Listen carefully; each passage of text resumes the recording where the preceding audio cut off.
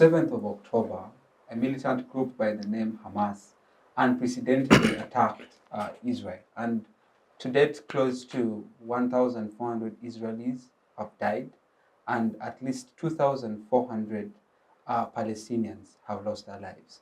Tonight, we're discussing a student's perspective on the Israeli and Palestinian conflict that is ongoing. Otherwise, my name is Douglas Onen. Welcome back to this week's episode of the Inter-University Debate. Joining me tonight to discuss this very crucial and sensitive topic is a panel of distinguished ladies and gentlemen who will help delve into the conversation and give us an insight on what exactly is going on. But before we get into detail, into understanding the conflict, briefly I'll get to my panelists so that they can introduce themselves, so to get to know them. I'll start from my immediate right, a gentleman who has appeared on this panel a couple of times, a well-reasoned and intelligent man from South Sudan. You're most welcome. Thank you. My name is Garang. Garang Kuot. Lester is my name. I am a lawyer, and I'm an East African from the Republic of South Sudan. I take keen interest in international affairs, mostly conflict situations, and many other things. And I'm glad to be here again. Yeah, we're definitely happy to have you here again, Lester, and I'm looking forward to having an interesting and intriguing conversation with you, with the insights and analysis that you bring in tonight's discourse. The only lady on the show. Good evening. My name is Turiho Danita. I am a law student at Uganda Christian University and an individual with interest in everything human. Perfect. Looking forward to getting and understanding those interests that is everything human. Yeah. Let's listen in from the gentleman. Mateeka Frank is my name. A law student at KIU, Kampala International University. And one. Looking forward to having an interesting conversation with you, Frank. Very happy to have you here. Last but not least, our teacher. Okay, this is interesting. Okay. Hello there. My name is Jimmy Obbo. I am a final semester student studying a Bachelor of Arts with Education in English and Literature. I'm so honored to be here to be speaking about this particular issue that has created a global news, apparently, and I'm so honored to be here. Perfect. Let's just quickly get insights from all of you on, first of all, the expectations on tonight's conversation, and what exactly came into your mind when you received tonight's topic and you were like, okay, how exactly am I going to go about this? Or what did you think, or what do you expect to happen in tonight's conversation? I'll begin with you, Obbo, as we set pace for tonight's conversation. Just briefly, what exactly you think this conversation is going to span out like? I think we need to understand the scope of this particular issue. One, I first want us to understand that Hamas is not Palestine. That we need to create a distinction in that regard, that actually Hamas is not Palestine. Hamas is a terrorist group that has been there ever since 2006, when former Prime Minister of Israel, Sharon, left. They pulled out the troops out of Gaza, and Hamas has taken over then. Gaza has not had an election ever since then. 60% of the Gaza population is youth that are unemployed. 50% of the people there are children. 75% of the population there live under the poverty lines. 50% of that population lives under, is there. Again, furthermore,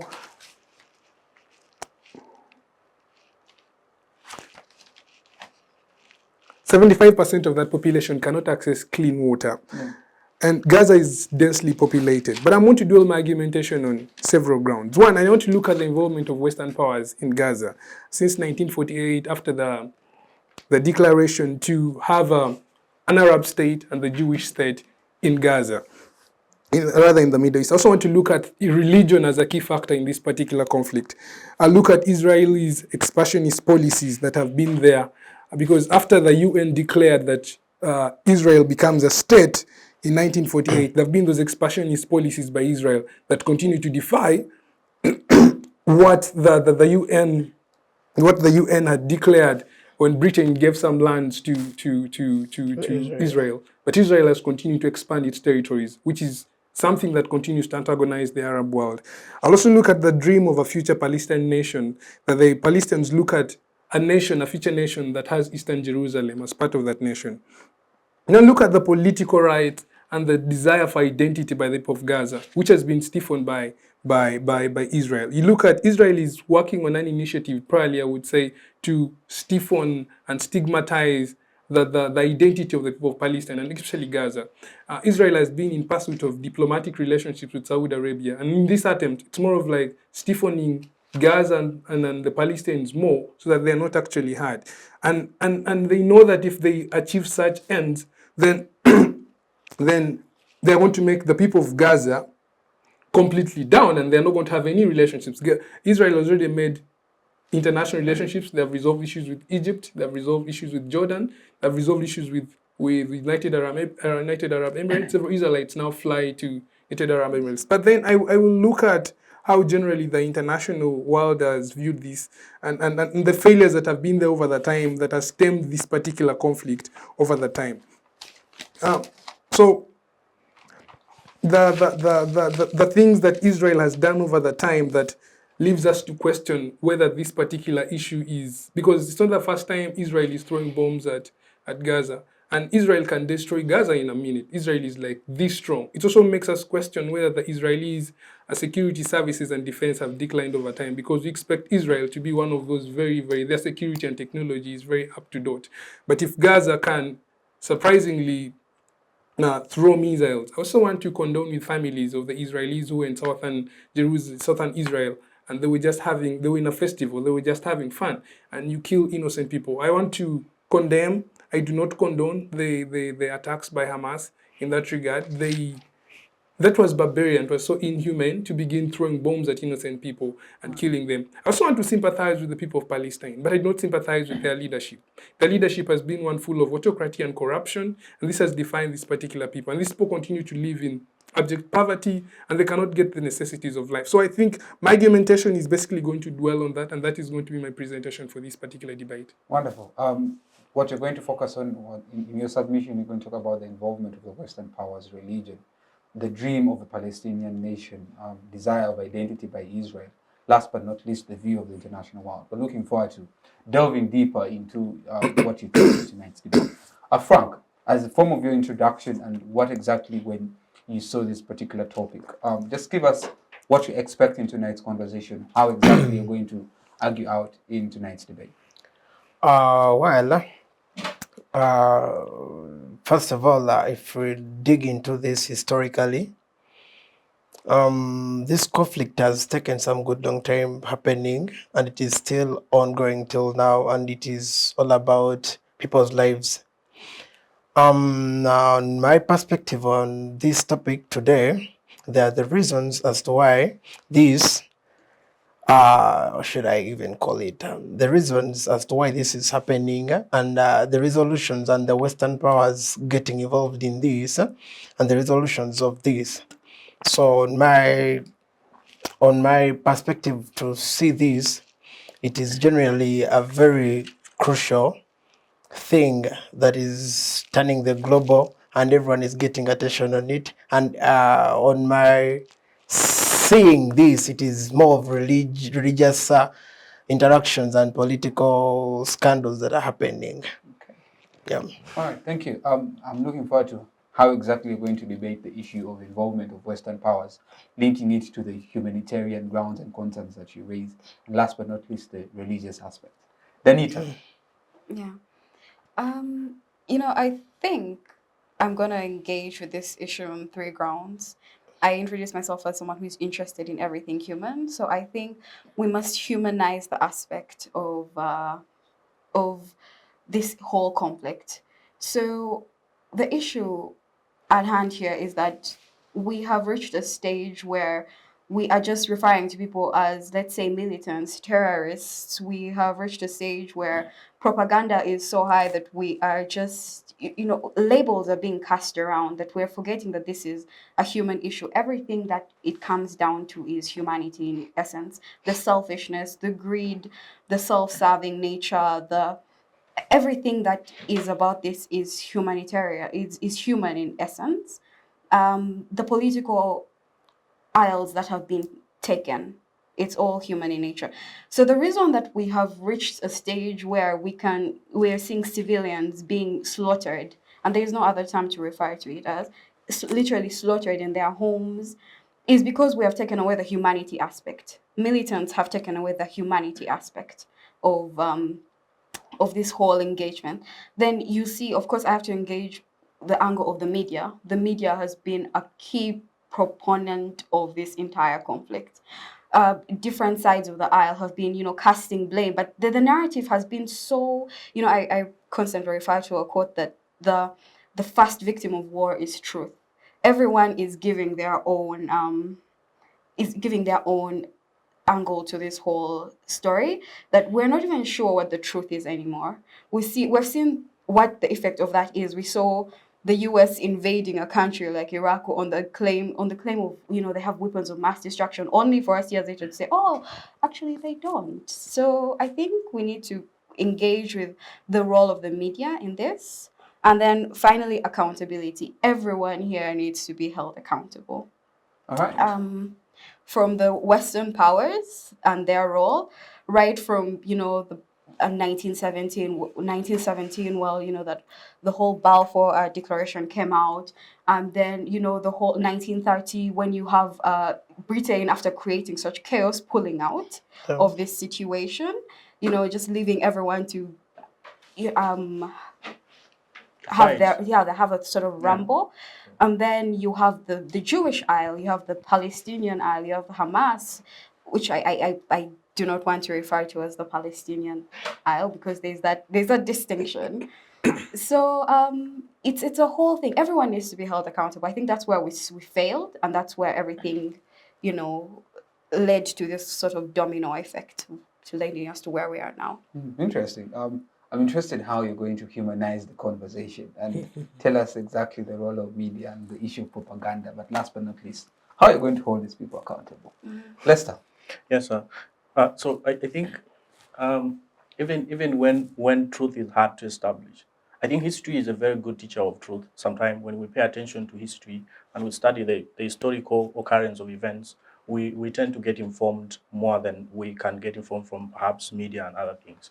So I think for me, this discussion is going to be about very important things, even apart from the things we can see. I think it's going to be about things we don't want to talk about. Things like settler colonialism, because the origin of Israel is very clear. Yeah. And we have seen actions of settler states that become colonialists. I think that's a very important component to have in this particular discussion. Secondly, I want to also critique the way we brand groups like Hamas, because they don't just grow from nowhere. Yeah. Hamas is a consortium of kids, of mothers and fathers that were killed by Israelites, that became radicalists, formed, armed themselves, and are fighting for what they believe to be their rights. So if in 2023 we still refer them and brush them out like terror groups, then it becomes extremely hard to solve a problem. Yeah. But then lastly, I think we also need to critique the response from the rest of the world. I think the sort of response that looks at the world in terms of us versus them is a very, very radical way of looking at the world. And if you want to provide solutions to problems that are protracted, like the Israeli-Palestinian problem, you want to stop the way the West, which contains the most powerful states, look at things like this. But also we will talk about the case of civilians in war situations. I think even when international law provides, to be specific, international humanitarian law provides for how to treat civilians, it is deplorable for states to simply just declare civilians as non-considered humans. Like the people of Gaza are told to leave, and then you start bombing. Like what happens to the principles that a civilian object does not cease its protection under international law just because it has been infested by terror groups or armed groups? So I think this discussion is going to be about some of those things. Yeah. All right. I'll now just begin with you, Lester. Considering that you mentioned things to do with settler colonialism, among others, that means you highlight the aspect of the historical background briefly, just by mentioning the word settler colonialism. So as we begin this conversation, for someone who is just for the first time getting to understand this conflict, they would first want to know the historical background. So the question to you, therefore, is what are the historical roots and events that have shaped the Israeli-Palestinian conflict? But then, too, how has the conflict evolved over time, and what are the key milestones in its history? So I think our history starts in the early 1930s with what you cited a couple of minutes ago, the Balfour Declaration, which started the discussions around the creation of the state of Israel. Because originally, in place where the state of Israel exists now, existed a territory called Palestine. Yeah. And the people that lived there were the Palestinians. So in the creation of the state of Israel, which was sanctioned by the United Nations in around 1948, leading to the creation of the state of Israel, in the place that was called Palestine with the Palestinian people, two things were thought to happen. First, that there was not going to be a situation where the original settlers within that place, and that's why I call it a situation that started from settler colonialism, because settler colonialism simply looks like indigenous people infested by other groups of people that become settlers, and then in a span of time, their land eroded from them, and their right to that land eroded from them, and then they are oppressed and pushed out of their land, or they are colonized and subjected to colonialism in that same context. I think that's the case of Palestinian people. These are things people do not want to speak about, but I think this is where it starts from. So the creation of the State of Israel in 1948, what the British did, even before 1948, is that they said that the settlers, the Israelites, would be settled in the land of Palestine. And then they started settling them there. The same metrics that the Israelites are using today are the when the British used when they were handing over the territory. Because what they used was they would simply push away Palestinian settlers and give the land to Israelis. And slowly by slowly, the Palestinians were replacing their land to become the Israelites. And conflict started, which conflict then sanctioned the UN resolution 181, which the resolution that created the state of Israel in 1948. So the state of Israel became a state after the UN resolution of 1948. Yeah. And then as a result, then they became legitimate, and countries, apart from most Arab countries in the Middle East, started to recognize. And legitimately, were not recognizing, especially in the Middle East, because of the idea that firstly, before the creation of the state of Israel, there existed the Palestinian people whose question is not yet answered. Because what happened is, the British envisioned a situation where the land would be partitioned into two states, the Arab state of Palestine and the Jewish state of Israel. The Jewish state of Israel was created and enforced on the people that existed there. But the Arab state of Palestine was not legitimately created from that state. So what happened, the Palestinians, years later, mobilized and started attacking the Israelites that had settled in that place. They wanted to take over what they thought was their land. Now, that became the origin of the conflicts until the formation of militant groups like Hamas, and then the relationship between Hamas and the government of the state of Palestine, or the government that is headed by Mahmoud Abbas. So what happened is in 2006, as history started to form, and I want to just involve quickly the formation of Hamas, because I think the biggest conflict now involves Hamas. So Hamas originally formed as a political movement, a political group within the Arab political group among the Palestinian people. And then it started to solicit for power on behalf of the Palestinian people. But also there was, and that's why in their words they call themselves a political group with a military arm, which is the Hamas. In 2006, they won a lot of parliamentary seats in the Palestinian parliament, and then they became the dominant government. So what happened later is they went into a conflict with the then legitimate government of Palestine, or the Authority of Palestine.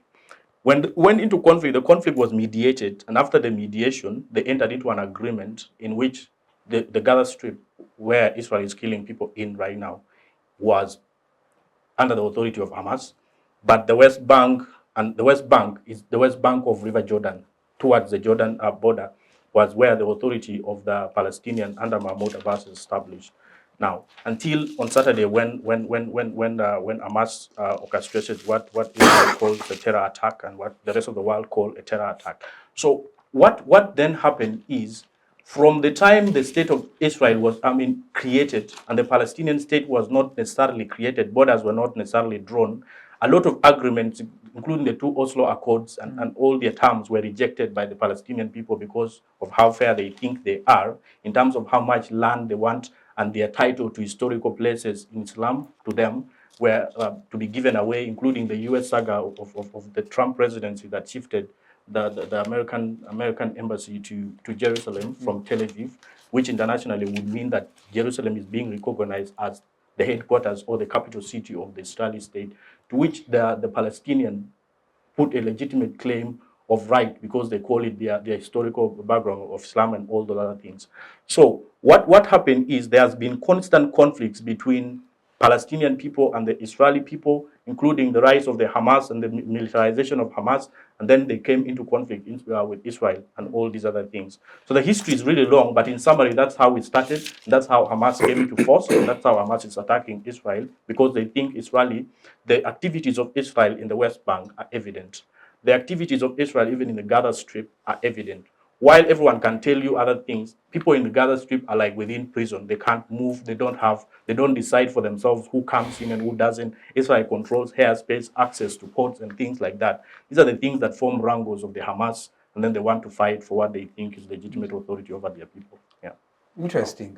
I think this has been more like a history session whereby we are listening and we are getting to understand exactly how, or the historical background that relates to what is happening today.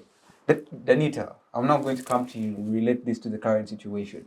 7th October marked an unprecedented attack on Israel, and the whole world went and said, we stand with Israel. Yeah? And from what Lester is trying to show us is this history, the history of conflict has been long overdue, and it seemed looming that it was yet to happen. And it wouldn't be unprecedented as the world predicted it to be. Now, as you come in to discuss the current situation, the question to you is, what is the current status of the conflict? What are the major issues and disputes in relation to the argumentation that you raised earlier? That for you, you want to humanize the conversation. You want to discuss the role of media, which we shall come to. But as you humanize, discuss the current situation, major issues leading to what's happening now. Okay, so the major issues, they come along a few lines. There's the religious aspect of it all. There's of course, the blood lineage. We have a right to this because our ancestors lived here, kind of angle to it as well. We also have to take into account that this is a region that has a lot of holy sites for three major religions, the three major worldly religions. So that also lays the foundation. So everyone that considers themselves is either a Jew, a Christian, or a Muslim believes that they have bearing in this discussion. So it has brought a thoroughly emotional tone to this whole dialogue. So what is the current state of affairs? So the current state of affairs is, from a human level, I would say, like I said earlier, people are being slaughtered. People are being slaughtered for the benefits of a certain group of people around the globe who have decided that Israel is going to be the front on which we fight our battles. So we see this is a manifestation of not just conflicts, not just this 1,000-year-old, because it doesn't just start in 1930. It starts thousands of years ago, with King Solomon and the Jews, and then you have the Christians come in, then you have in the Ottoman Empire come in, then you have the fall of the Ottomans, and you have the British come in, and with the British, that's when all these conflicts come in. But in all these things that are happening, no one ever stops to ask the Palestinians, what do you want? It's barely a question, or if they do, it's not something that their answers are not recognized. You have the partition, the Palestinian partition. We had a population, 1/3 of the land, which 1/3 of the individuals who were the Jews were given 56% of the land. That is where the original conflict comes from. You see, the partition doesn't come in that, we completely didn't want the Jews. It was how much is being given to them. That was a question. So you're giving 1/3 of the population because you as the British have made promises to the Jewish population. You're giving them 56% of our land. So the Arab nation was like, this is not something we are about. This is not so. This sparks of the initial conflict. Then you have, despite their best interests, you have Israel being recognized as a nation, and like you mentioned, Palestine is not. So up to today, we still have Palestine referred to as a quote unquote unofficial name for the region. But this unofficial name for the region dates back thousands of years from the Roman Empire. It has been something that has been referred to the region by. So I wonder, when do we start recognizing an area by something that the individuals in that area have been recognizing themselves as? Where do we are we putting these terminologies in the hands of people that came in as, let's say, they came in, they were foreign forces, each of them Settlers, mostly in the context of Israelis. settlers. I wouldn't say, because settlers. So yes, settlers. So you're giving the determinant factor on those that have interests in the land, without the bearing of those that have that, and without the bearing of another group that has interest in the land. It creates it creates a sort of one-sided dynamic to this whole situation. So the current state of affairs is, every day, and it's very interesting that when the Balfour Declaration was being made, and I quote this verbatim, one of the matters that was raised was that they would create a state for the Jews, but it would involve, nothing will be done that shall prejudice the civil and religious rights of the non-Jewish communities in Palestine. And but even back then, it was very convenient for them to refer to it as Palestine back then. But when the conversations shifted, that's when they were saying, but it's not really Palestine. It's a whole dynamic to it all. But to this day, I find it, currently you have Palestine being referred to as a group of terrorists. We have somehow looked at 1.1 million people in an 88-mile strip of land, and designated an entire group of people. Majority of it, I think 48% of them are 0 to 14 years old. I wonder how we're drawing that line. Yeah. 43% of the population are 0 to 14 years old. Majority of those guys would not even be tried in a court of law in Uganda. It's a very interesting dynamic, and we have the media coming. Actually, we have individuals with bearing in the land say, let's level the ground, let's level these people. We had 24 hours being given to these people to pack up their lives and flee to the south. A narrow piece of land, 88 miles, flee to the south. 24 hours to. I wonder if a lot of us can actually pack up our whole lives in 24 hours and leave before they bombard us. It's a very interesting aspect to it all. And then you have water being cut off to them. You have water, food, electricity, and fuel all being cut off to them. Countries want to send in aid. They somehow have to go through a lot of negotiations to send aid to people that deserve and need it. I want, when you said, I wonder if we can even call this a group of people that are under their own governance, when it is so easy for the people that they are against to cut off everything that makes us human, that allows us to be human. To them, 17%. So the electricity Gaza can produce, it's 17% that it produces. Then the rest, 28%, comes from Israel. So it can just cut it off with a switch. And then the rest of that is unmet electricity needs. Unmet electricity needs because it's an economy that has not been allowed to thrive. It is a region that has not been allowed to grow. So it makes me wonder: is this an area that is governed by themselves, or is it, what some people have referred to as the world's largest concentration camp?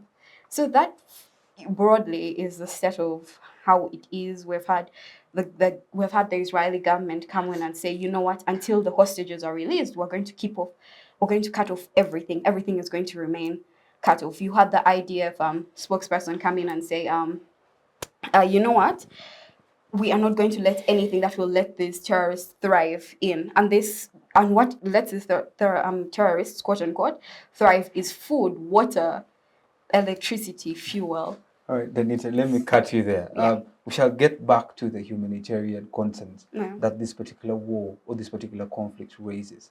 But in your submission, in my mind, I was thinking of the Western involvement that seemingly seems to be looming over the conflict. And this issue now is going to be left to the two gentlemen to discuss, because you greatly tackle the religious grounds that this issue or this particular war has, just stemming from the argument that Lester gave us in terms of the historical background on the conflicts and how that rise, and you give us into detail the current situation of how religion is playing as a factor in spurring this conflict. Now, to the gentleman on my extreme right, Western involvement. Both of you, in your introductory remarks, you made mention that you're going to be discussing the issue of the Western involvement. So I'll just quickly get, because that's a major issue as well, a major issue in this conflict. So I'll start with you, Frank. Then I'll get to my brother Jimmy. Then we can have the conversation and shaping the conversation on the perspective and global narratives that are rising, but also look at the humanitarian concerns that are rising there. Frank. Well, as I said earlier before, the reasons, and then we are on the Western cultures, and then these people, the Western people coming into this war. When you see, because first of all, the religious differences between these people, you see that the Israels, we have the Jewish people there, and then we have the Christians, and then we in the Palestinians, most of them are Muslims. So previously we heard about these Qatar, whatever those worlds of the Muslims. They're not willing to give Palestinians aid because they have some connections that Israelis have been giving them things like they are very good in computer, and then they are very intelligent people. So these people have sat back to leave their fellow Muslims to should I call it a massacre? So, but on this hand, we see the Britain and then US. These people, for them, they are Christians. They do not. When you go, first of all, let me first. Sorry to push you back to when you see Russia and Ukraine when they're fighting, these people. For the Russia, it is the oppressor of Ukraine. But if you see the Ukrainians, America is coming in to settle the conflicts between these. But for this case, when you come to the grounds of Israel and Palestine, Hamas, you find that America is doing the opposite. That it is now helping the Israels to oppress the Palestinians. Yet Russia is coming against that it is going to save the Palestinians. So on that point, you be like as if in these matters that affect the world, the influence of the Western powers, these people have, should I call it, they are just adding salt, they're catalysts in this. So this becomes a very big effect in these African countries near those, because these people, they want to take part and they want to get more involved instead of focusing on their because if you go historically and the politics and everything, you find that that conflict came so all in those countries, because if you find that Britain, when you come to Britain, you see Ottoman, all that, it is their influence. But yet these people it was going to be settled, and it was going to be very, very okay with it. But you find colonialism, it is the only pushing it, because colonialism moves with religion. Those two are inseparable. So when you come and find religious colonialism, after colonialism, then you go to politics, conflicts cannot end. Definitely. All right. Thank you. Let's get to you, Jimmy. You also made mention of of the involvement of Western powers. And I'm interested on how this informs the current situation in Israel, the Israeli-Palestinian conflict, as regards to the major issues and the disputes that are rising. Because you find here, which will lead us to the conversation that Lester is going to come and respond on perspectives and narratives, but particularly on the issue of the involvement of the Western powers. How do you contextualize that in the conflict that is happening? I think I will start my presentation in reference to what the president of Russia, Vladimir Putin, said immediately after Hamas threw the bombs into Israel. He said that America has continued an isolationist policy, more of targetingly discriminating the Palestinians. Then immediately Joe Biden also comes out and says, we condemn what Hamas has done, and he quickly says we're going to move our warships at the Mediterranean next to Israel in case of anything. Yet after the bombings, the Hamas military leader Mohammed Diyef came out to give reasons why these particular attacks were done. They said there's a blockade on Gaza. Israelites are continuing to occupy Palestinian lands. He also spoke about the continued discrimination and disrespect of Muslims in Israel, and this stems back to the 2020 conflict that arose when Israelites went to a mosque in the most holy month of Ramadan and beat up Palestinians. So all those sorts of brutality and discrimination and disrespect of Palestinians come in and play in. However, the Western forces seem to have taken sides. And America, as one of the world, America is the world's superpower right now, has taken side with Israel and is not seemingly ready to resolve this issue in more of a diplomatic way, but is more of using aggression, which is not going to work. Because if we continue with aggression, I'm worried about Iran getting involved in this, and it spills out to be now a global issue that is going to lead to global recession and all those particular effects, and getting the Hezbollah of Lebanon also coming in play here, and this will become an international catastrophe, which I don't want us to reach there. But I think in regard to the international players that get involved in this particular war now, is how America handles everything now. America has taken sides with Israel, and the Palestinians and generally the Arab world feel subjugated, and they feel they are being undermined in interest of Israel. So I think America has now the father now, the resolutionary, the person that is coming to give counsel should be more impartial in their judgment. I think saying that you're pushing your warships nearer to Israel in case of anything, you want to blow up Gaza, that's what it looks like, is not going to work.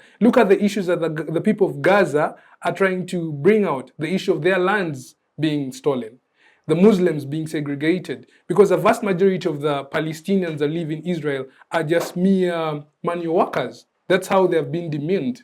They don't have an identity of them as a political entity. Those are all things that the people of Gaza are looking out for, which the international community seemingly does not care about.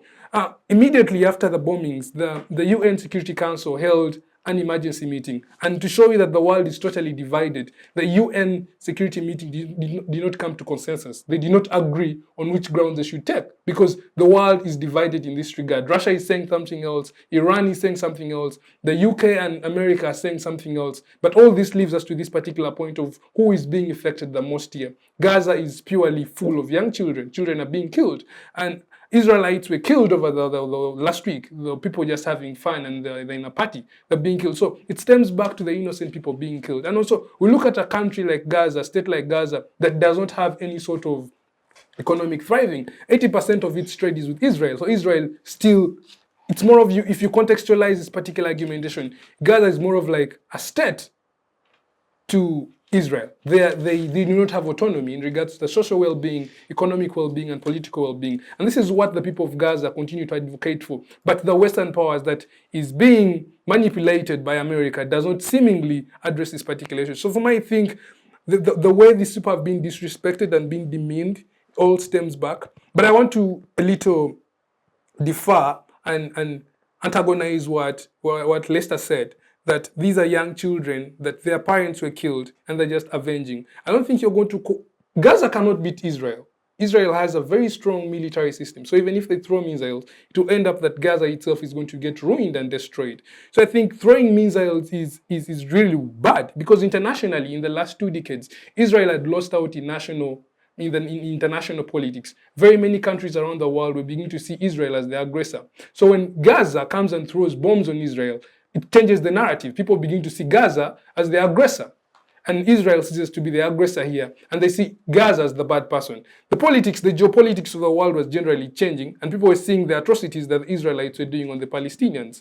And I think for the Palestinians now throwing the bombs, it changes the narrative internationally. Though they may want to stiffen the ties that Israel is building, so they get the international world to begin pitying them, that they are being killed, they are being destroyed by the Israelites, and that can attract attention, and Israel still comes out as the bad guy. But now what we need to look at here is necessarily the issues that the people of Gaza continue to advocate for. I think to resolve these particular issues, there needs to be an international forum that is going to discuss the issue that the people of Gaza continue to advocate for in order to improve their livelihood. Israel should respect the borders. Their expansionist policies are extreme now. Israel should respect the Muslims staying respect the Muslim Palestinians staying in Israel. They should respect them. They shouldn't treat them like dogs. How do you go to a mosque on the most holy day of Ramadan and you begin beating people in a mosque? That cannot be condoned. So if those particular issues are not resolved, I think this particular tensions are going to escalate. I think internationally, again, when we begin to look about the conflict that has existed for more than 7 decades between these particular two states, people normally forget that this tension is actually there until something blows up. So these tensions are there every day. These tensions are there every day, but when something blows up, that's when the international community comes out and they're running to begin throwing sins, more of appeasement, and they're not actually solving the issue. So for me, I think internationally, the international bodies, because this particular conflict has divided the world, I think the United Nations Security Council should resolve certain issues because they did not come to consensus when they had a meeting. So I think they should resolve the complaints that the people of Gaza continue to pull out there, their issues, in respect to them and trying to bring out their identity and dignity. They should be respected and their autonomy and their land should be respected. Or else we are going to have a continuity of bombings and killings of innocent people. And this whole story is going to become a narrative that makes story every year, every day, and the narrative will never end. All right, thank you. The debate is getting more interesting. Lester, Yeah. we realize at the moment and the point in time, we are having a world whereby I think Putin a few days ago made mention that this is, in this point in history, it's important to have a multipolar world.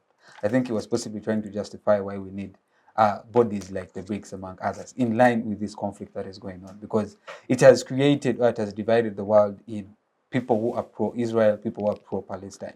But now this brings us to the debate, or brings me to the question of perspectives and narratives, that the people of Israel have a different narrative to justify their use of self-defense to what happened to them, to the aggression that was shown to them. And the narratives are that people who say Hamas is a militant group, a terrorist group, which you disagree with that term, is a terrorist group that is acting out of its powers and it's infringing on the sovereignty of Israel. Israel, on the other hand, argues that, you see what, we are defending ourselves, and in doing so, that killing people, and like children, women, among others. And if you see the numbers, the person that was first attacked has fewer numbers in terms of death to the person who is right now suffering. You know, so now the question in line of perspectives and narratives that are being informed across the globe. How do the different parties involved in the conflict view and narrate the situation? But then two, how have the narratives influenced the perspectives of students on both sides? Okay, so let me begin with something very important. I think when we discuss multipolarity, there are things that have to change, and there's a way we look at things that have to change. Because, for example, the role of non-state actors within the global geopolitics is extremely important to be seen differently right now. So who are these non-state actors? Actors like Hamas, actors like ISIL, actors like Houthis in Yemen, and actors like the Taliban in Afghanistan.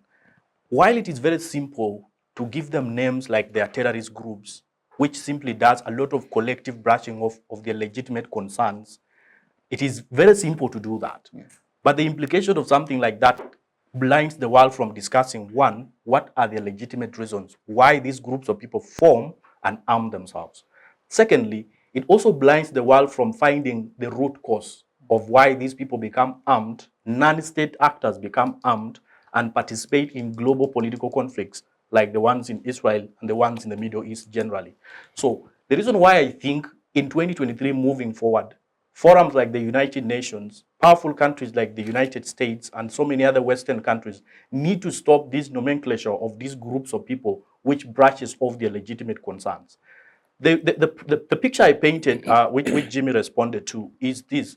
You see, when someone just comes to your house or to your mosque, like he legitimately says, and starts beating people, and in most cases it's cause of death when Israel acts are in hundreds, thousands plus.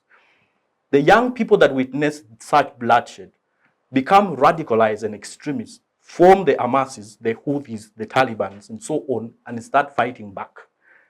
It has nothing to do with their capacity to fight states like Israel, Jimmy. Even if they cannot win over Israel, it is legitimate to self-defend even when success is not guaranteed.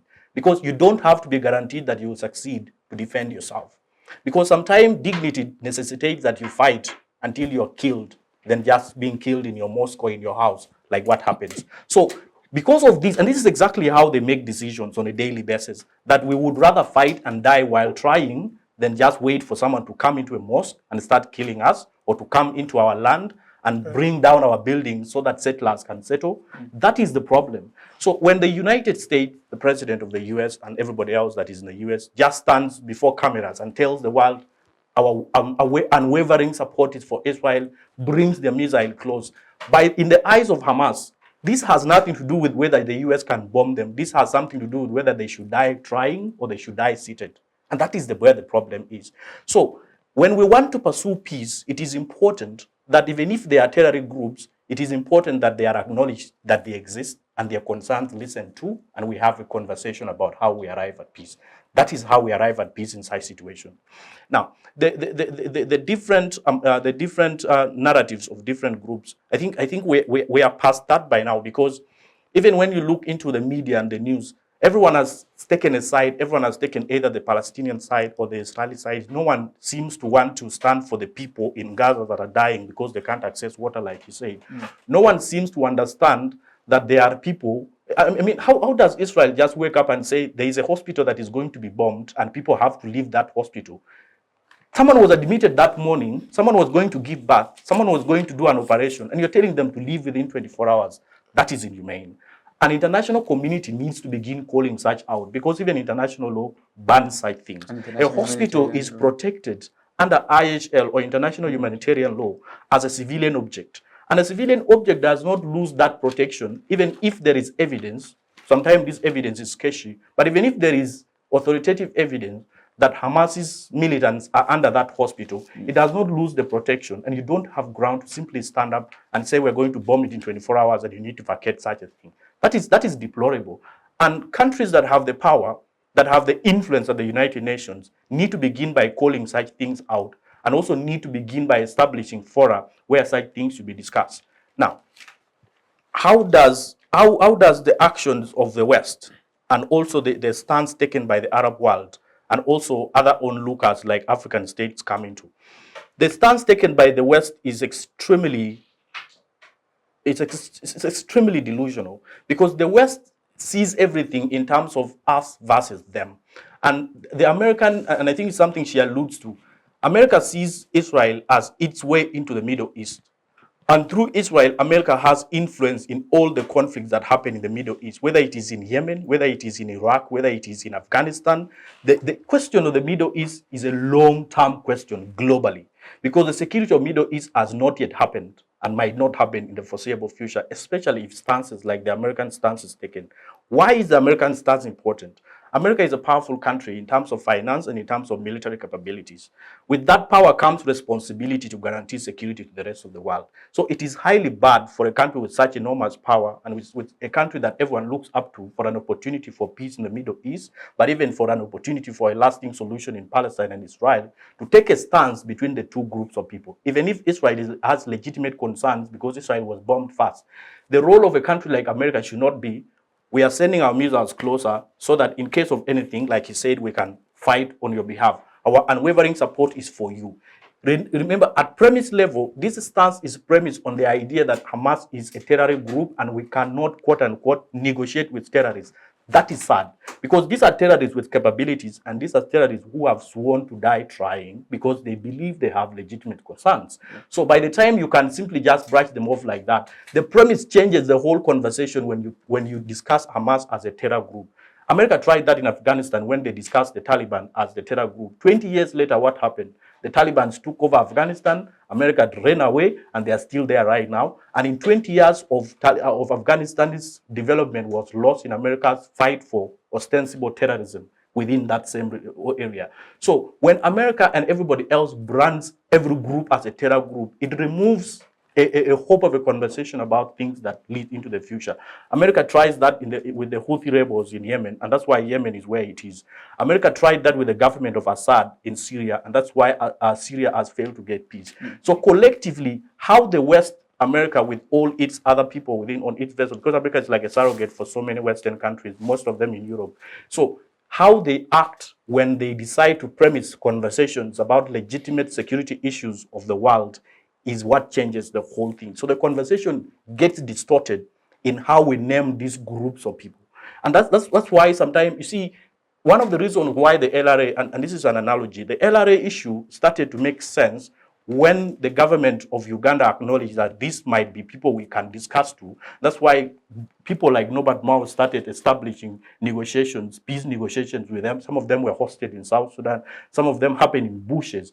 Even if it happens in a bush, these are people that possess weapons and they are doing atrocious activities. So even if we call them rebels, we call them terrorists, we call them whatever it is, that calling does not stop them. What stops them is, no matter what they are, can we discuss what they want and establish how we arrive at peace? That is what is lacking. All right. May I just chip in something, moderator? Yeah, sure. Now, when you look about how the international world has continued to frustrate the Palestinians and Gaza itself, in 2002, when Israel began constructing the Western Bank, they began constructing the wall. The ICC and the International Court of Justice was against that, but Israel just went scot-free. It's more of like Israel has a godfather that can allow them do everything, and they go scot-free. So you look at all those particular issues. You look at how Donald Trump shifted the capital from Tel Aviv to Jerusalem. That all shows that Israel has as a superpower that is supporting them. Then you go back to how America has influenced issues in the Middle East. America has Egypt on its side now. It has Qatar on its side. It has Saudi Arabia on its side. And more of an isolationist policy is being worked on to isolate Palestine and make them be alone, helpless, and make them be trampled upon by Israel. So for me, I think that the Western powers seemingly do not care about the well-being of those people in Palestine and about their livelihood and about improving their daily life in sort of like the water, the electricity, the education, and access to all those basic needs. So for me, I think if any issue in regards to the well-being of the people of Palestine, if their major issues are not addressed in regards to what they are fighting for, this conflict is not about to stop. It's actually about to even get worse. Yeah. Yeah. All right. Let's just quickly take the conversation to humanitarian and the social aspects. Garang has done justice in unpacking the perspectives and narratives. And being a student of international law, but also international humanitarian law, on 7th of October, we all are aware of what happened, the attack that went on Israel. And under international law, Israel can evoke the principle of self-defense because we have in the United Nations Charter under Article 2 that prevents or prohibits the use of force. Now, if there is prohibition on use of force entirely in the whole world, but of course there are exceptions, and those exceptions are in scenarios whereby self-defense. And according to the principles of the books, ideally, Israel was justified to defend itself. But now the question remains and it stands. In them justifying or self-defending themselves, they are now infringing on principles of international humanitarian law. Women, children, hospitals, all getting bombed, getting killed. Do we then justify and stand firm to go ahead and justify what is happening in Gaza with what Israel is doing? So, over to you, Danita. The question to you stands. What are the humanitarian issues? Yeah, what are the human rights issues and humanitarian concerns related to the conflict? And how do you think we can go about them? Putting in context the principles of international law and international humanitarian law. Okay. First and foremost, I think we need to understand the issue of proportionality. So, you've attacked me, you've dropped Israel, let's say, Hamas has dropped 6,000 bombs, or so they purport in Israel. Israel is giving us another number. So they've dropped 6,000 bombs, killed close to 1,400 Israelis. Then Israel comes in and it drops a number of bombs in the last, let me say, in a week. They drop bombs that equate to a number that in the previous 2014 conflict, the 50-day conflict, 50 days in a week they have dropped bombs that equate to the bombs that they dropped in the 50-day conflict. So I beg the question, and then you have, the UN come in and say, 88 education facilities have been hit. 88 education facilities, 7 days, giving people 24 hours to vacate. You've blocked water, blocked electricity. Exactly, you've blocked fuel. Fuel they would use to, fuel their cars to flee to the south. It begs the question, what is too much? And then as you're asking the question, what is too much, you're asking, who is your target? Because it looks like we've blanketed Gaza as, the entirety of Gaza is a terrorist institution, and the entirety of Gaza needs to be floored for the world to be safe. That is the narrative Israel is propelling to the rest of the world. So it begs the question, what is the amount of force that is necessary, and in which way should it be delivered so that it hits the target? That target being, if we're being reasonable, being the quote unquote terrorists that are Hamas, because also some would question whether or not Hamas is actually a terrorist organization, because who named it a terrorist organization? Was it people with benefits to it being termed as a terrorist organization? So, and is what they're doing, because Israel is purporting self-defense, am I right? Yeah. Why can't Gaza say self-defense? They've been victims of this for 70 years. When does the principle of self-defense come in for them? How comes it's only utilized by one side of the spectrum? Or rather, it's only recognized by one side of the spectrum? But you also realize that Palestinian is not a recognized state. On principles of international law, if you're not a recognized state, then you cannot invoke the principle of self-defense. So then, that's another thing that actually needs to be talked about. Yeah. So, Palestine is not a recognized state by principles of international law. They themselves are saying, you know what, we are a recognized state. And then they themselves are saying we are being attacked. Things that are not disputable. We're seeing this. It's something that if you take your time to look, because somehow you have to look for the evidence of Palestine being attacked. It's actually really interesting that you have to look for evidence, but the evidence of Israel being attacked is just everywhere. 1,400 people, hundreds of thousands of people that have been killed over the last 20 years. Tens of thousands of people in Palestine killed over the last 20 years, but we're not seeing it. So it begs the question, if I am saying I'm a state, if my people are saying I'm a state, if everyone, millions of people in this region are saying we're a state, and then you as the rest of the world with benefits to it, to us being not recognized as a state, are saying, you're not a state. Where are we drawing the line, in actually in the human aspect of it all? Where are we actually sowing our seeds? Is it in a realm of constant conflict? Because there are people that would benefit from constant conflict in this region. It's a very delicate situation. But does it have to be this delicate? Have we made it this delicate because constant conflict in the region is a necessity? Okay. All right. Let me get to you, Frank. Then I'll get to you, my brother. Then we can go for a break. The humanitarian issues, the human rights that are being violated. Children are being killed. Women are being killed. Hospitals are being put down. We see Israel has gone ahead to block off water, fuel, electricity, telling people in 24 hours to evacuate, as in the words of Danita, their entire life away to the other side of Palestine. In your own words, what are the humanitarian issues that arise? What human rights are being violated? Well, first of all, when you look into this, let me give you a clear example, maybe here in Uganda. If someone comes at your place when you're home, you're the dad, assume that you're the dad, and then you bring in a visitor. Then this visitor wants to be very dominant in this. This visitor wants to tell you that when this visa, let me assume that I'm your brother. I'm your elder brother. You're my young brother. I visit your place. When I visit your place, I'd be like, since I'm your elder brother, I start giving you rules because I'm what? I'm older than you. So this thing, if you go to the historical backgrounds of this, the Israelites, these people, they claim to be there for more than 2,000 years back historically, and then the Palestinians claim to be there for 1,000 years plus. So this doesn't give Israel's audacity, that this is theirs.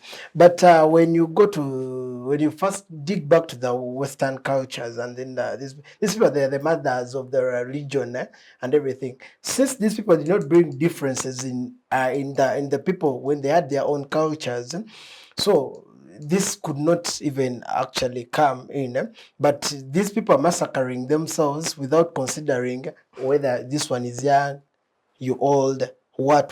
So it becomes a very, very, very, very big problem, because loss of lives, because most people now, schools are not operating there, people are not getting food, people are not getting electricity, and these are necessities of life to move on.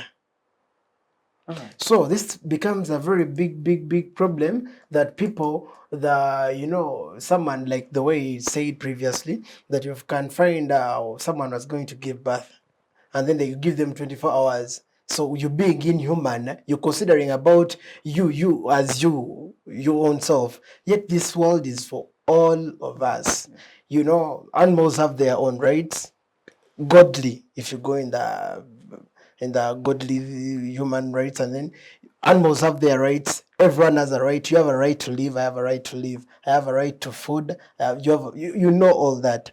So here you see that Israelites, the Israelites, they're being these people in Israel, they're being inhuman to the Palestinians, the Gaza people. They do not allow them to access anything. They want them to starve to death. Yet they are young children there who need to be, they need to be given aid, and they need to get proper education, proper, they have nowhere to start from. So I think instead of the Western cultures because previously I've had United States, they have given Israel's guns to fight that they give these people guns to go and defend themselves on the borders of Gaza, which means you're not bringing resolutions. You're just bring more chaos, that you people, you should fight and fight and fight. Yet these people previously, when they are bringing their colonialism in Africa and other worlds, they used to tell us, they brought it in a missionary way, that you love your neighbors, you love yourself. Now where's the element of loving one another, instead of now we are killing one another, instead of being like, your Muslim brother, my Christian brother, let's be brothers and we all live together. But now they're just bringing this now, instead of doing what they did previously, that let's harmonize and be brothers. Now they are just bringing chaos, that no, Drake, I can kill you. No, Frank, you cannot stay in this. So yet we can share this. And I think it's not all about settlement.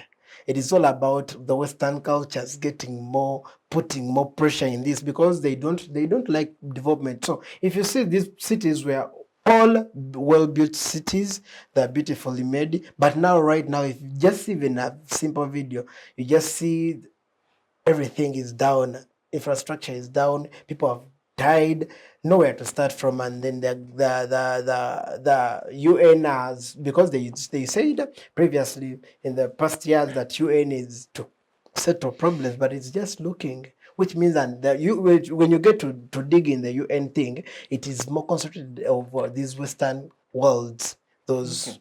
All right. big. Thank you. Let's just quickly go for a break. I'll get back to you to wrap up on the issue to do with the humanitarian issues that are rising therein, and then we can take the conversation to the role of media and propaganda that is arising, and then maybe we can talk about the peace initiatives that you hinted on and the violations that we will come and wrap up on that. Otherwise, tonight we've been discussing students' perspectives on the Israeli-Palestinian conflict, and it's been a thrilling and wonderful conversation listening in from these brilliant young minds. Otherwise, let's just go for a short break. We'll be back. Thank you. Digital rights are those human rights and legal rights that allow individuals to access, use, create and publish digital media or to access and use computers, other electronic devices, and telecommunication networks. Digital rights include a right to freedom of expression, information and communication through technology, a right to privacy and data protection, a right to credit for personal works, a right to universal and equal digital access, a right to identity, a right to anonymity, a right to be forgotten, and a right for protection of minors, among others. The state's digital rights are frequently violated through various unfair actions, for example, blockage of websites and social networks, theft of credentials, unauthorized use of people's data for personal gain, privacy intrusion, online censorship, arrests and intimidation of online users, internet blockages, and the proliferation of laws and regulations that undermine the potential of technology to drive social, economic, and political development worldwide. It is hence every citizen's responsibility to respect rights of other digital users and to speak out or report to the responsible parties when one's rights are violated.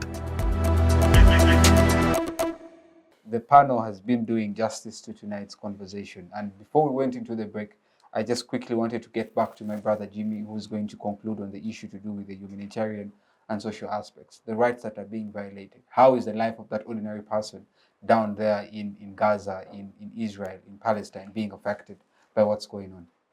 I think if you look at the issues that concern the social welfare and regards to human rights, I think you draw it back to policy frameworks that have over the time defined the kind of life that the people of Palestine and people in Gaza generally live. In October 2020, the Israeli court passed a sanction that several Palestinian families living in Eastern Jerusalem were supposed to leave by May 2021. They just didn't know where they were going to. They just had to leave. So now those are policy frameworks that have been set, and it's more of like constitutional, to just victimize these particular people. So these people do not know even where they're going to, and they just have to leave. But you also need to look at the importance of the most fundamental things for any human being, that the right to life is being violated. Now, you stem back to the issue of the people in Gaza, and 62% of the people living in Gaza want Hamas to have a ceasefire on Israel. 50% of the Gazans demand that Hamas stop this declaration of total destruction of Israel. 70% of the people living in Gaza want to be under Palestine. They do not want to be under Gaza. So all these particular issues stem back to how these people's rights are being violated. You look at the state, even the own leadership there in Gaza by the Hamas totally demeans the lives of the Gazans there in regards to their well-being, their constitutional respect. These are autocrats, these are dictators, these are brutes that Lester doesn't want to say, that he wants to coil it and massage it and call it, but these are brutes. These people are inhumane. Even they do not care about the Gazans, they do not care about Israelites. These are radicals. So you look at those particular, so the issue of human rights being violated plays, it's more of like a double sword, and this double sword in some way or the other cuts the Gazans more, because their rights are being violated by the Israelites, their rights are being violated by the own Hamas that seems to be the leadership there. But now it stems back all to, I think all these particular issues of violating human rights and their social well-being stems back to the policy frameworks. So we might look at the policy frameworks that Israel has set, that they can easily evict these people out of their lands and tell them, just go wherever you want to go to. And these particular lands will be overtaken by the Jewish communities. So that kind of sectarian, that kind of segregation and discrimination that the people of Palestine have to live in every day. And also when they go back to Gaza, it's the same story there. It's a hell. Gaza is a hell. It's not a place you'd want to live in. So they go back to Gaza and it's the same violation of each and every right of theirs. A right, access to water is impossible in Gaza. 75% of the people living in Gaza cannot access clean water. So that all stems back to the humanitarian aspect that that we are talking about today. So for me, I think it goes back to policy. And most of these policies are being implemented by Israel because Israel has more of like a remote. They just control Gaza. They can determine how Gaza runs its life. So I think that's basically, it stems back. If the people of Gaza they want to have a good humanitarian life and social well-being, it stems back to the policy frameworks. If the policies are not worked on to have an impartial system that is going to sort of not favor them, but enable them have a decent life, then everything is going to be in vain. But rhetoric, how would you then therefore enforce those policies in a situation of war? In a situation of war, I think that's when the international body is playing. Okay. That has also been divided. And I think that's a conversation we need to hold as well. You realize that we have international law, and international law at the moment. There's a question I remember we vividly discussed it in my first ever international law class, whether international law is law, whether it's politics. And at the moment, it creates a clear distinction that someone would then therefore argue that international law is entirely politics. But let's get to Lester to discuss the role of media. And you understand that we are in an age whereby people tell stories. And the media plays a very crucial role in telling us what exactly is going on in the conflict that is happening. So the question to you, therefore, is how has the media portrayed the conflict, and what role does it play in shaping public opinion? Okay, so media is a very complex actor in every global conversation, because media takes sides very easily compared to other policy makers or policy bodies. Media tends to take side and then push narratives, because media stories, the decision on what to publish is an extremely important decision in media storytelling. And one story can be told in several sides, depending on which side of the story you want to favor. And that's, I think, something that media does very well.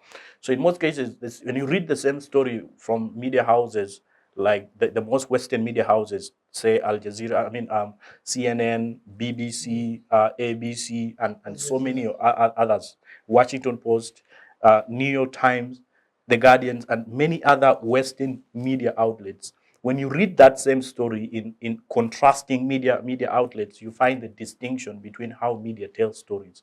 Now, in the greater scope of things, what media simply does is that it polarizes issues, because it creates a clear distinction between two parties and then pushes them against each other in kind of propagandizing sort of narration, and that is something that is extremely bad. The problem, therefore, is not that media does what it does, because media, at the end of the day, is a group of corporations trying to make money, and they are selling what is bought. And what is bought is anything polarizing. People do not watch news when there is nothing that polarizes. So when the stories are designed, they are designed in a way that will polarize the conversation, so that there are so many clicks, there are so many views, and there are so many engagements. That is how media makes money. Now, the population that gets news from media, which is all of us on this panel, policymakers, sadly, and I will tell you why I add sadly on that at the end of the day, is that we get information from media without the requisite skills of understanding the underlying principles or how media pushes these stories. So if we have the ability to understand that at the end of the day, this is something that could have been propagandized by media because of their need to polarize the issue and their need to win clicks and also make more money, then we can understand how to react to media stories. Sadly, that is not what happens in the greater scope of things. So firstly, media then therefore does not become a trusted actor to be the one that tells stories. So who can we trust? That is where the problem of how technocrats and how people that make critical decisions become a very important component. And that's why I added sadly when I was exemplifying them. Because what happens is our politicians, our policymakers, the UN, everyone else tends to get informed from media, which carries on the same polarization that media decides in their editorial houses. So what the problem is that when a technocrat gets the information from, say, BBC, the kind of way they speak at, say, UN, at EU, at wherever it is going to distinctly push the same narrative that they read on CNN. And that is where the problem is. If you read a story on Al Jazeera, for example, the kind of narration that the media people that are pushing it are going to, is the same thing that a technocrat, a policy maker, let's say a UN representative is going to push in the UN National Assembly or in the EU Commission. So that pushes, that creates a lot of problem, because at the end of the day, the decisions are made based on a skilled way of doing things, a narration that is not trustworthy, and then those decisions are ostensibly supposed to inform policy making. That means policies are designed out of a very problematic origin. That's how media becomes a big problem within conversation to the same. But even us outside also, because we read stories from this said media, we watch them and we also see all these things, we are also carrying on the information that media pushes. So that's why I started by saying that media has become a very powerful actor in the international scene, And I don't think, and I can't even begin to speculate how we control how media comes, because it will stem back to ourselves as people, as how we perceive media stories and how we perceive media as an actor. And this has happened distinctly in this Palestinian-Israeli conflict. Because if you look at the stand of BBC, CNN, Guardian, New York Times, Washington Post, it's distinctly different from any other Middle Eastern media houses, beginning from Al Jazeera in Qatar to all the other ones. And then you can add a couple of Russian media houses here like RT and so on. These are two distinctive media narratives being pushed. Now, me as a reader, without requisite skills to understand that the story pushed by these five against the story pushed by the other three might have a sense of truth in the middle here. Not everyone in the community has that requisite intellect to understand that media is problematic, and maybe perhaps exercise their own wisdom to seek truth and also form their own honest opinions. Yeah. Yeah, that's very true. And I think that the role that the media is playing in this particular conflict, it gives us a clear depiction of what this gentleman have been talking about, the influence of the Western powers. And you can just see the distinction on how the stories are being told. That the media houses that are entirely Western are entirely with the side that they are siding with, and the media side that is from the Arab world and those from Russia are also depicting a different side. So it's true that the community or the people, the ordinary person may not have the prerequisite skills to identify or triangulate exactly the real truth that is being told. So I think it's not a huge challenge. And media being a very strong tool in telling conflicts and all, people need to have the ability to tell stories and identify truths in stories. I'll get back to you, but let me first engage Danita on particularly this issue, on her views on the role of media and propaganda. Okay. First and foremost, think we need to establish that media is a mirror to and from society. So it's what the media puts out is a reflection. So it shows us what society is thinking, but it also gives us what society should think. So it's a two-way street, and it's an interesting dynamic. And then I think we need to explore the fact that media has grown. It has expanded in the last 20 years to also include social media. So I think when we are looking at sources of information in this regard, we also have to take into account the role social media is playing in this conflict as well. Because I tend to be one of those people that is constantly holding onto my phone, looking at Twitter, and the narrative on Twitter, and I think social media in this regard really shows us what people are thinking. Is the lines have blurred. Typically you would be able to establish like, oh, this is a right-leaning person, this is a left-leaning person. It's so strange, but here you just see the major divide is pro-Israel and pro-Palestine. I constantly ask myself, how did we get to a level where we allowed certain atrocities to be committed in the world? Like, what were people thinking when they allowed what happened to the Jews in Nazi Germany to happen? And then I took interest in that situation, and you recognize that it was years of propaganda that were being fed to the public. Your neighbor would be a Jew, and suddenly in 5 years they have switched your mentality to think that this is not just a lesser human being, but this is an animal, a monster. And this is what we see happening. We see the IDF defense. We see the Israeli defense minister. He comes out and he says, and this is something that is plastered around multiple media houses. He comes out and calls the people of Gaza monsters. He says we need to eradicate them. To the effect that we need to eradicate them. So the media has come in to dehumanize, and this is one of the greatest tactics of war. The reason you can go ahead and slaughter your neighbor is because they have been reduced to something that is less than human. Yeah. So you justify it at the back of your mind that this is okay. And this is what the media is doing every day. Little things here. And then you come up with language. You say the pro-Israeli, which is majorly Western media houses, will come out and say 1,000 Israelis killed, and then say 5,000 Palestinians dead. The contrast in language, it also goes back to how people infer this entire situation, how they internalize it. So now you're seeing, oh my God, Israelis are being killed, Palestinians are somehow finding themselves dead. But we are a generation of a short attention span. People not ask, okay, how did this happen? It's blanket information just tossed at you. And I believe that they're cognizant of the way that things are being put out. They are, because the media has always been something that has been utilized throughout history. In some other times they'll plaster things on the walls that this is the person, this is we're going to attack these people have done this to us. Now it has evolved to we have it in our phones, and then you even see the story of 40 Israeli babies being killed. The media was so quick to come out with the story that 40 Israeli babies, and then people asking for evidence like where are the babies. And then, interestingly enough, the IDF comes out itself and says, actually, we cannot confirm, we cannot verify that the 40 Israeli babies are there. So, but the quickness, and then how that switched the narrative, because even people that were supporting Palestine before are now starting, oh my goodness, these are people that murder 40 babies, and not just murder them but behead them. And they were so particular with their language. On both sides of the spectrum, I think we need to start holding the media accountable, because all this happened, they fuel conflicts like this, and then in the end, none of them is held accountable. These are people who push the narrative of,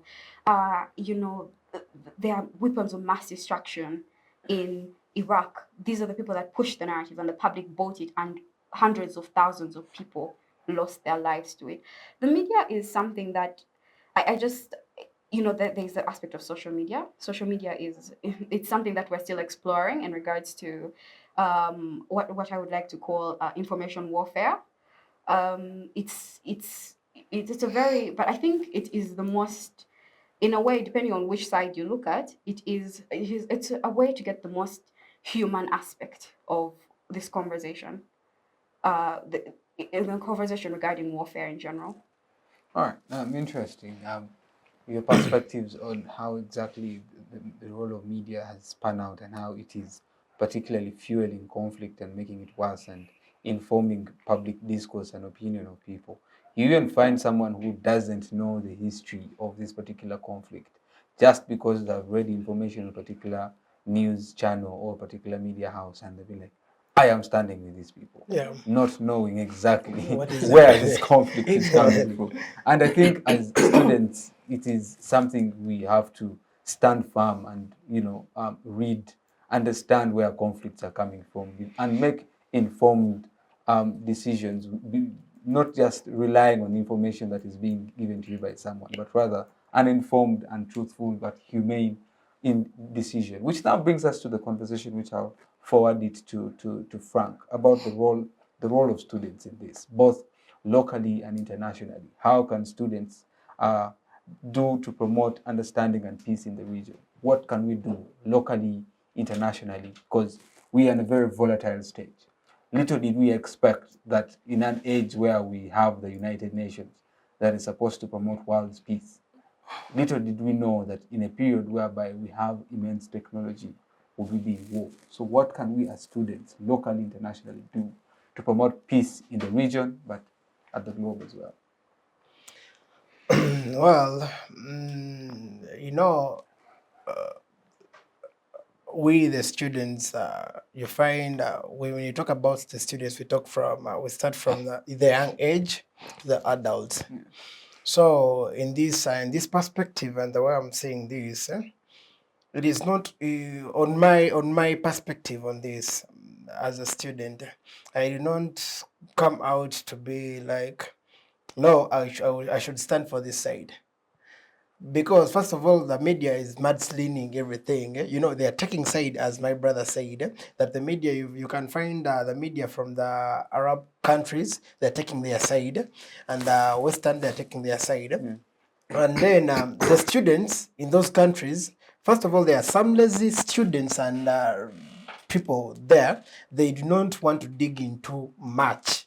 And we the youth, we are some youth are unruly. Yeah. They just like violence. There are people that have never seen war. and they don't know. They don't need to know anything about war. For them, what they want to know, like if I dig to the grounds of a youth ghetto person or youth who's there in Uganda, I would dig it in a way that this should not be prompted into going into the war, teaching youths to be in this war crisis and everything.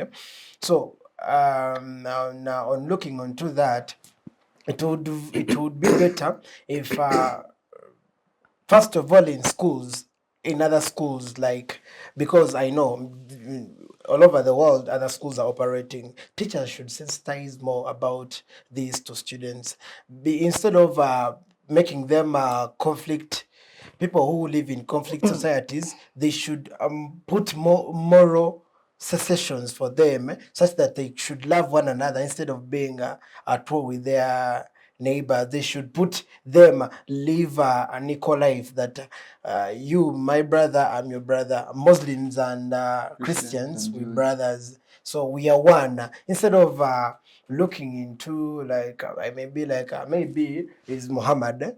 Muhammad is killing you.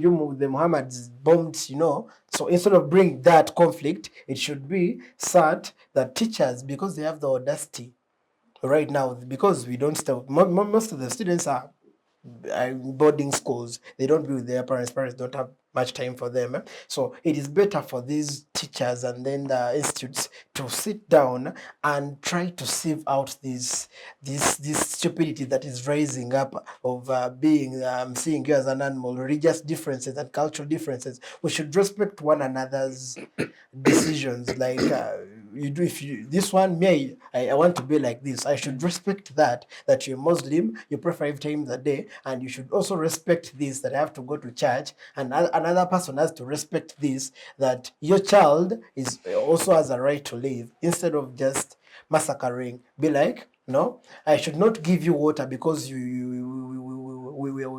should not give you food. I should not give you water. I should not give you anything because we are different people, difference in colors, difference in what. So that also drives us back to the other point of colonialism and then missionarism, when they brought their thing, because I don't think that by then, before they came into Uganda, we never knew God.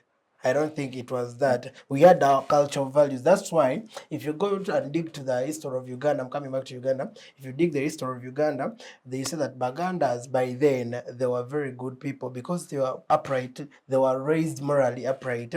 These people, they could respect elders. Now this the generation that we're going inside, you're seeing it that it is spoiling, that more of the Africans and other children, they want to cop up the Western culture. You see, like here in Uganda, you cannot stand on your toes and you talk to your dad as if he's your son. But in the Western, if you see the Americans, your son can tell you, I don't want, but here you don't have a right. If dad brings bread, you be like, I don't want to eat bread, then you die of hunger. But for them, I don't want bread, I want cake.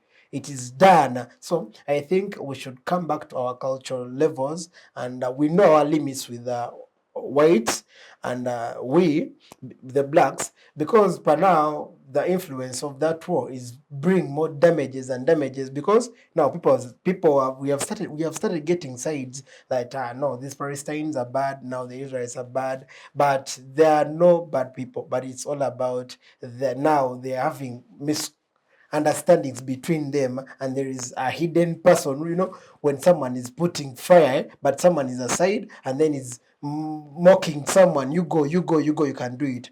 And this is becoming a very big problem to the people outside there. And then I think it is to promote justice in the world. As we students, I'm requesting the government and then other institutes in the whole world to sit down and eradicate and create this humanity and the way we should stay with people instead of coming to war with them. Yeah. All right. Thank you. Let's get to you, my brother Jimmy. Conversation is coming to an end. It's been an interesting one, but peace initiatives.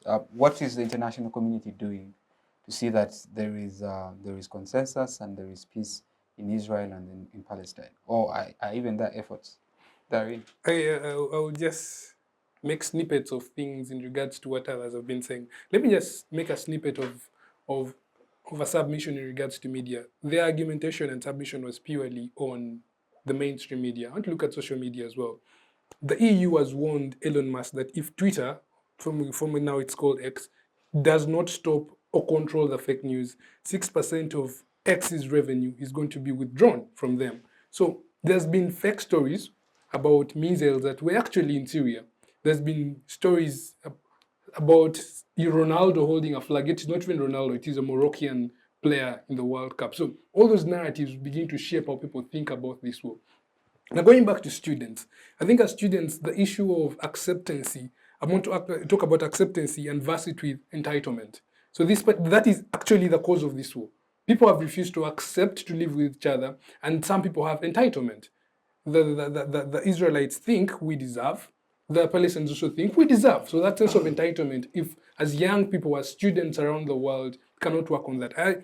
There's a young student at Howard University. He came out and said, those barbarian Israelites need to be killed. Now, that sort of entitlement, he's not understanding the context of this particular war. He's just saying the barbarian Israelites need to be killed because he has an affiliation with the Palestinians. So that sense of entitlement that we belong to this particular sect, we need to do things a certain way, and we're not ready to be corrected or to be a little humane in our judgment. Now, regarding the international powers, if they're actually even doing anything to control or mitigate on this war, I think it is going to be more of an appeasement. I think the international forces are first of all divided.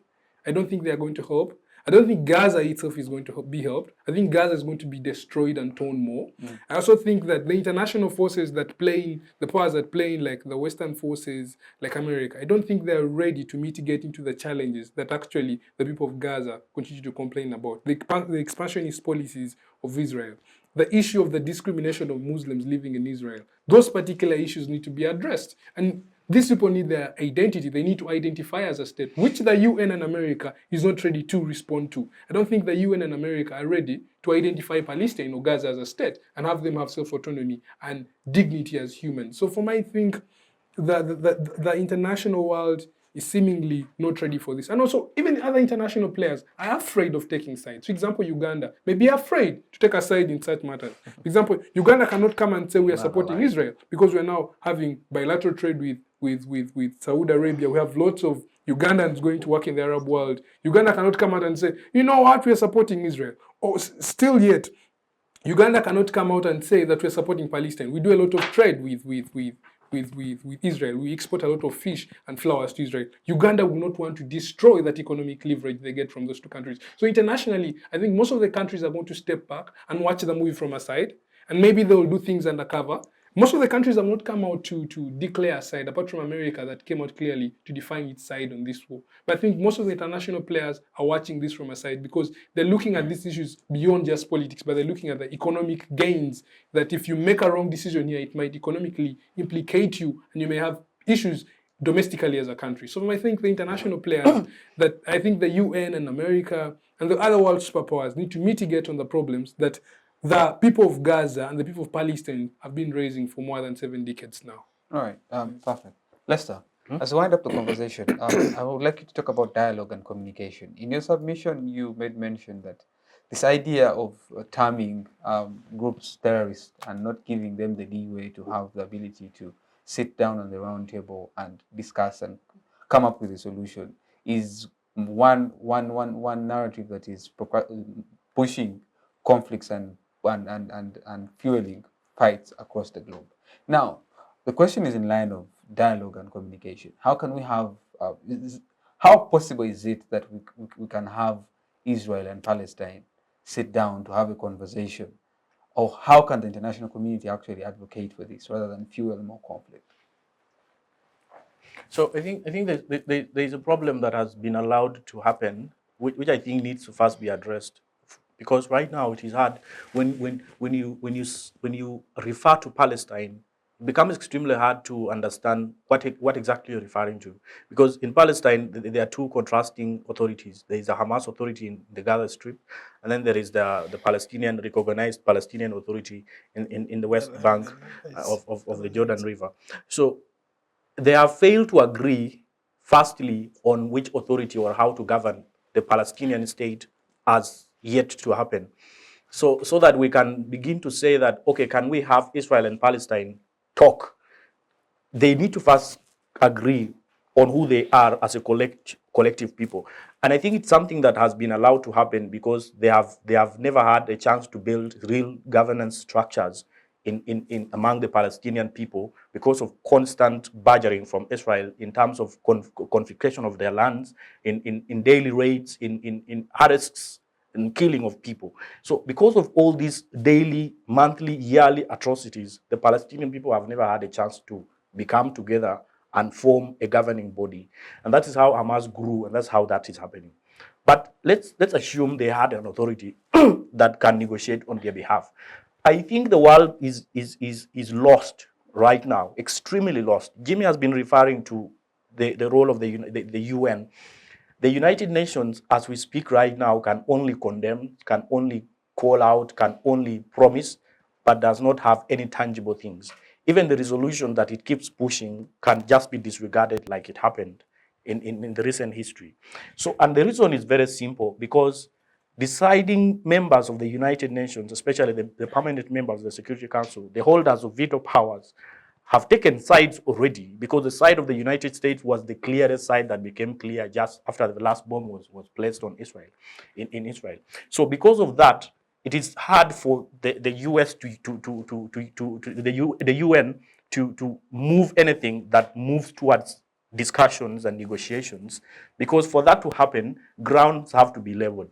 Second, other actors in the Middle East or in the Arab world have also been highly sidelined and alienated, and their contribution is hard to happen in the conversation. For example, actors like Egypt, who have consistently negotiated deals between Hamas and the Palestinian Authority, firstly, but even also between the Palestinian Authority and Hamas, and also the Israeli authorities, have been distinctly alienated, because the West seems to be the one that controls how things are happening on this chessboard called the Middle East. Yeah. As a result, it is hard for the West then to be the one that decides how things are happening on that chessboard in the Middle East, because it already has a side, which is the Israeli side. So there is need for the world first to take a step back, so that actors like United Nations can come back and take their center stage as brokers of global peace, which is why they came into place.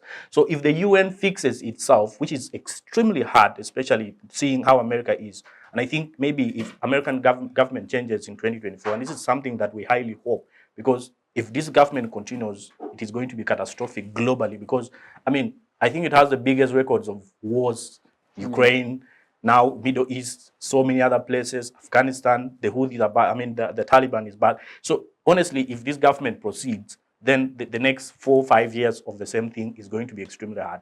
So for dialogue to happen, we need to set a stage for that dialogue to happen. And the stage cannot be set when there are things like so-and-so is a terrorist and we cannot discuss with them, we can only exterminate them. And this is something I want to underscore. The language from Israeli officials, from the prime minister to the defense minister and the commanders online, has been highly exterminatory. Because if someone cannot just stand on TV and say, kill them, clean. I mean, like, clean that space, as if these are blood and flesh people that you're saying that should be clean. No matter how we call them, whether we call them terrorists, we call them whatever, it is highly genocidal to just stand and say, kill them. Because those are the premises for international law. And that's the same thing that the world did not like when the Holocaust happened against the Jews. Because what happened in Germany was people were first removed of their identity, like she said, as people, and then they can simply be called upon and say, kill them, and that's how they were killed. This is the same thing that's still happening. So we are global, the world has lost track, and the world needs to take 5-7 steps back to find its way to peace and come back and discuss that. And I think that will happen when acknowledging of contemporary issues like the power that non-state actors possess is actually happening, because we cannot consistently call them whatever it is. They have the power, they have the guns, they have organized, they have territories like the Gaza that is run by the Hamas. They have territories like Afghanistan that is run by the Taliban. How are you not recognizing them as actors in the global issues right now? So that is something that has to happen for conversations to happen. Until such things are done, it is hard to have conversations. We shall condemn, we shall support, we shall do whatever it is, but at the end of the day, it comes down to bodies falling, people dying, and that is the problem. All right. We've reached towards the end of our conversation, but quickly, I'll start with you, my brother Frank. Your concluding remarks and recommendations. Then I'll get to you, Jimmy, and I'll get to Danita, and I'll conclude with Lester. Concluding remarks and recommendations and parting shot. Well,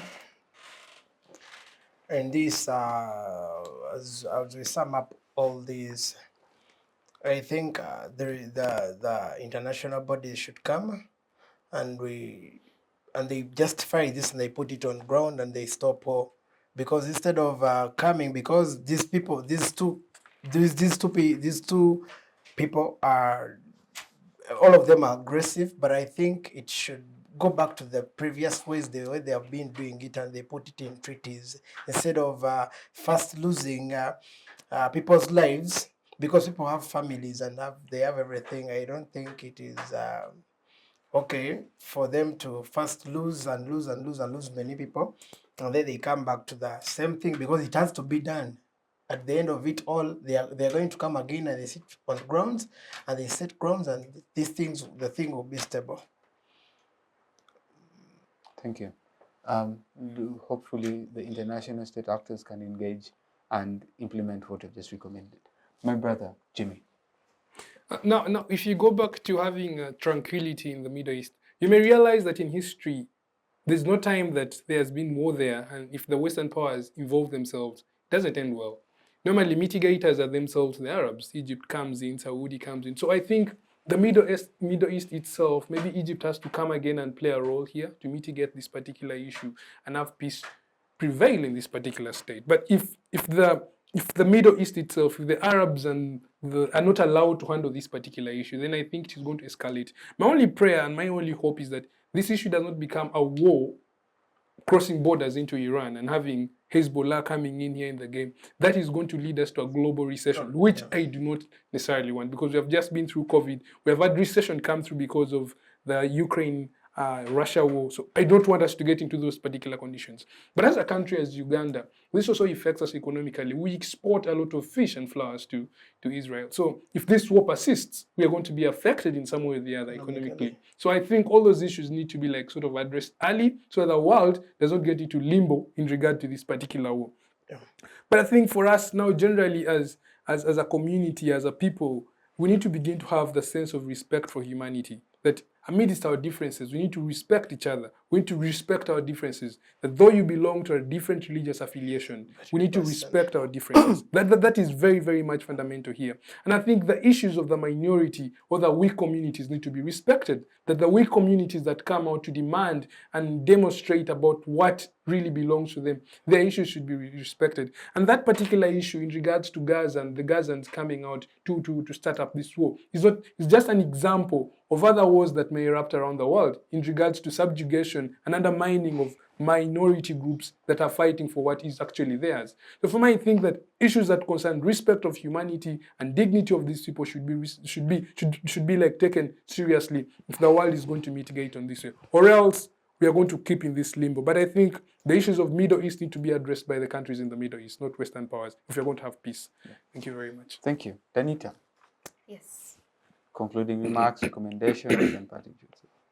Okay, so first of all, I think I am going to go back to what I said earlier, which is accountability across the board. So first and foremost, I think for the first time in its existence, Israel needs to be held accountable. I often joke that the God of Israel must be the only God that exists, because it is strange how the world has just brushed over their actions continuously, consistently, over and over. It's been one of the most consistent things in global conflict. Accountability, first and foremost, for their actions against Palestine, and then for the creation of Hamas. We see that Hamas is actually a child of Israel. So Hamas is born in, out of a need for Israel to destabilize the Palestinian Liberation Organization, the PLO actually. So Israel comes in, they support the more extremist Muslims against what is known as the not extremist per se, but the religious versus the non-religious. And then you actually have Avan Cohen, who is the religious advisor in Gaza, write a paper in the 1980s saying you need to stop this, you need to stop trying to utilize Hamas. So then right now we see Israel come in and say, actually Hamas, it's terrible, it's disgusting, it's deplorable. But accountability, why you, it's your child. You're not taking into account the histories that are said, that you birthed this. You didn't have the foresight to recognize, like America didn't have the foresight to recognize that its children, like ISIS, would go ahead and, break away and create more conflict in the region. They need to, it's accountability for the Western countries, and the East and the Arab countries as well, because let's not take away from the fact that while they were defending their land, proportionality right from the very start. Proportionality has not been something that has been exhibited by either side of the aisle. We have had everyone, when they have the chance to bear down arms on each side of the conflict, the Western countries have either sat down or exacerbated the whole conflict from afar, just kind of like throwing little bits of information or little bits of aid here and there. Actually, both sides. You have the Arab countries and the Western countries. No one here is innocent. Let's establish that. And once we establish that, we can go ahead and have dialogue. I think one of the greatest things about this whole conflict is that the hopelessness. There is hopelessness in as to whether or not there can be a solution in this regard. I think one of the greatest nations you can look up to is South Africa. South Africa is something that for hundreds of years had this whole conflict between the Boers and the natives of the land, actually, the colonizers and the natives of the land. And somehow with the Mandela effect, you had a resolution where they both live in the land. Even though we don't apply the same dynamic, it shows us that there is hope for It's people possible, yeah. two ends of the aisle to actually come into place. And then Hamas actually released a statement in 2017 saying, we are willing to live together with the Israelis as long as it's per the land distribution pre-1967. So there is ground for resolution. There is ground for resolution. We just need to stop firing. We just need to stop fanning the flames of conflict in the region. Every party that is fanning these flames needs to be held accountable, needs to have their actions stopped. It's become a playground for global conflict, and we need to recognize that. We need to recognize all of our because even we have had a role in this. The relations we have. Everyone has played a role in this conflict. I think, to be honest, I do not see how it can be resolved. I cannot say for sure, but I can say there is hope that it can be resolved, and that's just it. Beautiful, thank you. Lester. Yes. So I think my recommendations are four, and I'm going to just speak little about them, because I think the solution lies somewhere. I mean, we are humans. I mean, within this globe, we are the only people that can navigate our way out of this conundrum, and that means we need to think really hard and extremely hard to find solutions. And for that to happen, we are not like the people pre-UN. We have structures like the UN. So I think UN needs to first be restructured to establish power dynamics at the UN so that people will feel included, and then so that UN as an organization of over 190 countries should stop being overshadowed by just one country like the United States or a few countries like the EU. I think that has to happen so that the UN can take its center stage to establish a situation where it can broker peace globally like it did to address the things that led to world wars in the past. The second thing that should happen is that negotiations have to be reestablished again between the Palestinian people and the Israeli people, because these are people, all of them have legitimate concern. And I have to be clear on this. The Israeli people have been wrong. The Palestinian people have also been wrong. Everyone has lost something in this particular conflict. That means legitimate concerns of everybody else have to be acknowledged, and then negotiations between the wronged people are established so that these people can have conversations about how to arrive at a solution that benefits all of them. Number three, I think there needs to be a creation of a state of Palestine, because that's the only thing that did not happen when the state of Israel was created. And the state of Palestine, whether it is with the borders of pre-1967 like the Palestinians are asking for, or whether they can still negotiate in light of contemporary issues to establish a Palestinian state, that is where the lasting solution is. So the Palestinian state needs to be established so that the Arab Palestinians have land to which they can call home. Israeli, Jewish Israelites have land that they can call home, and that is where the lasting solution is, because it will be very possible to negotiate between two states, then to negotiate between a state and a consortium of so many groups like Hamas and so many other groups like the groups from Iran. And then finally, there has to be an agreement which will come from the same negotiation processes on the fate of these historical sites and also historical cities like Jerusalem that are being that are being claimed by both sides, and historical sites like the mosques and holy sites that are being claimed by both sides. The world cannot fail to have an agreement on the fate of these two things, or so that they do not consistently cause conflicts. This is something that I believe is possible, and this is something that I think we can do. The reasons why we can't do it is because America wants to show that it is the one that broke us. America wants to also show Israel that it has a side. The UN does not seem to know how to act within, like you said in the beginning, they can't seem to agree as a Security Council. That is the problem. We cannot trust states to be the one that broke up peace in the Middle East when there are organizations that are the consortium of global interest of all states, like the United Nations. The UN is sleeping. The UN needs to take back the mantle and hold every state accountable for actions they have committed and bring peace finally to earth. Yeah. Thank you. Those have been very interesting insights that have been brought into tonight's conversation. And for those who are watching or getting to know about this conflict for the first time, I believe this conversation or this debate today by the university students have been very detailed and have been very informative. Thanks to you, Garang, Lester, Danita, Frank, and Jimmy for taking time to join us in this conversation and give us an in-depth analysis to what's going on. Otherwise, my name is Douglas Onen. I've been your host or moderator for today. See you again, same time, same place next week. Bye-bye.